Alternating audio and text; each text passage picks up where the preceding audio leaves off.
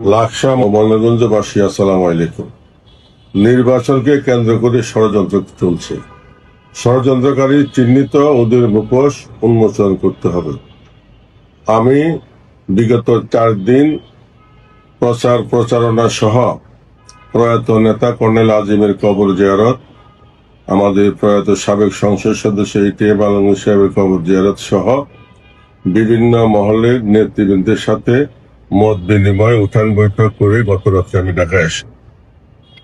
অদ্য লাকসাম উপজেলার 4 নং কাদিরপাড় ইউনিয়নে বেলা আনুমানিক 2:12টার সময় একদল সন্ত্রাসী অতর্কিতভাবে আমাদের প্রয়াত এমপি কর্নেল আজিম সাহেবের কন্যা মনোনয়ন প্রত্যাশী দোলা আজিমের গাড়ি বহরে এবং তার সফর সঙ্গীদের উপরে হামলা চালায়। আমরা তার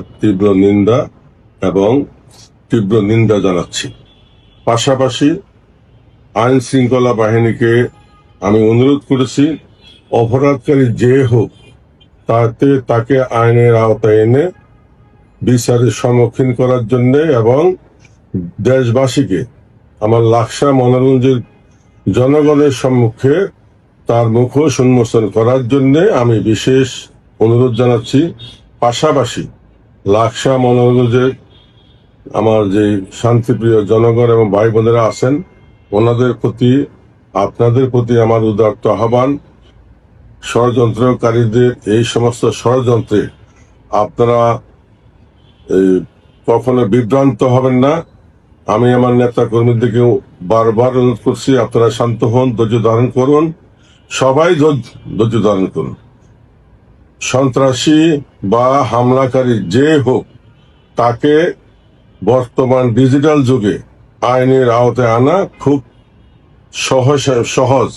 আমরা আশা করি অচিরেই আগামী কয়েকদিনের মধ্যে, আমি 72 ঘন্টার মধ্যে আইন প্রয়োগকারী সংস্থার কাছে এই আসামিদের নাম ঠিকানা সহকারে তাদেরকে হাজির করার জন্য আমি বিনীত অনুরোধ জানাচ্ছি। ধন্যবাদ।